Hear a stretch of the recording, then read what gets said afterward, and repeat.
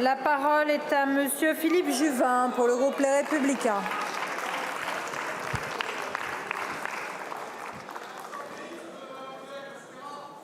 Madame la Présidente, ma question s'adresse à Madame la Ministre de la Santé.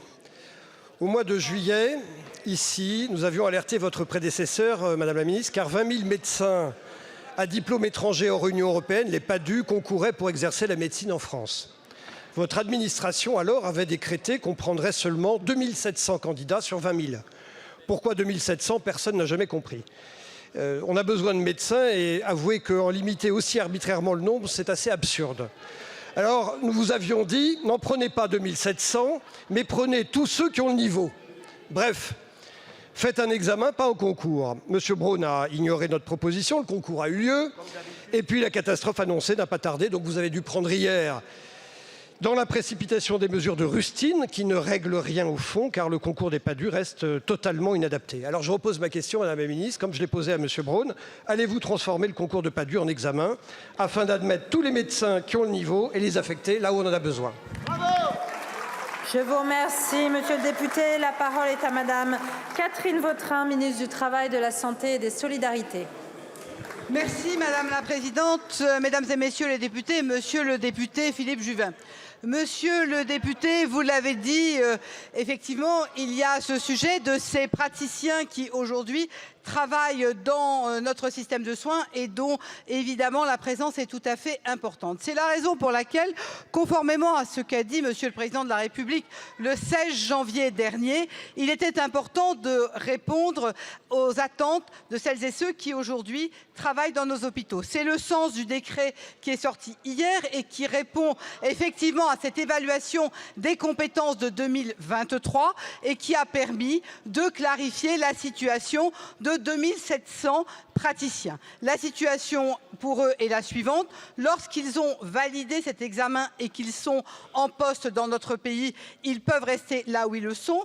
Nombreux sont d'ailleurs les députés qui, depuis que je suis au gouvernement, m'ont alerté sur la nécessité qu'il y avait de trouver des réponses pour celles et ceux qui apportaient des réponses en matière de santé. Le deuxième sujet est celui qui sont aujourd'hui en dehors de notre pays mais qui ont validé ce diplôme et qui donc d'ici la fin du premier trimestre seront en capacité de venir exercer dans notre pays. Le troisième sujet, c'est celui de celles et ceux qui quelque part ont raté cet examen et pour lesquels il y a une capacité à retravailler d'ici 2024. Donc derrière votre question, il reste deux sujets. Le premier, c'est effectivement la situation de celles et ceux qui sont là jusqu'en 2024. La deuxième, c'est celle de la validation. Dans tous les cas, c'est une réponse concrète pour 2700 d'entre eux et je ne doute pas que nos concitoyens qui attendent des médecins de proximité ont déjà une part de réponse.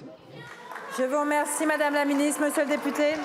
Oui, Madame la Ministre, vous n'avez pas répondu à la question que je vous posais sur la transformation du concours en examen. Bon, pour augmenter le nombre de médecins, doubler le numerus clausus, abolissez l'oral de la fin de première année, garantissez le SMIC aux externes, encouragez le cumul emploi-retraite des médecins et toutes les mesures que nous avons votées dans la proposition de loi de l'excellent collègue Noder. Mais nos propositions, c'est toujours pareil, Madame la Ministre. Soit vous les ignorez, soit vous les confisquez sans dire que ça vient de chez nous. C'est la stratégie du coucou, vous savez, cet oiseau qui prend le nid de l'autre. Et encore pour en bâcler l'application. Alors, cette affaire des PADU, Madame la Ministre, elle révèle une question de méthode. Vous n'écoutez jamais les propositions des oppositions. Acceptez cette idée extravagante que d'autres que vous puissent avoir des idées intelligentes.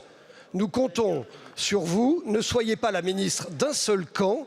Soyez la ministre qui écoute le Parlement, Madame la Ministre, tout le Parlement, et pas seulement vos amis. Merci beaucoup, mon cher collègue. Madame la Ministre.